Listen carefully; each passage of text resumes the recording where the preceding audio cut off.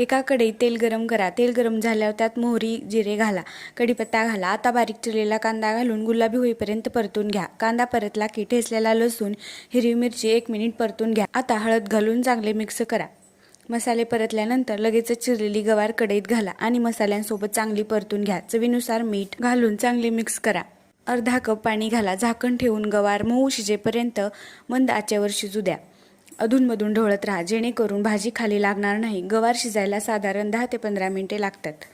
गवार चांगली शिजली की त्यात शेंगदाण्याचे कूट घालून चांगले मिक्स करा. शेवटी बारीक चिरलेली कोथिंबीर घालून गॅस बंद करा. गरमागरम गावरान गवारची सुकी भाजी भाकरी, चपाती किंवा फुलक्यासोबत सर्व करा. ही भाजी डाळ, भात किंवा वरण भातासोबत तोंडी लावण्यासाठीही खूप छान लागते.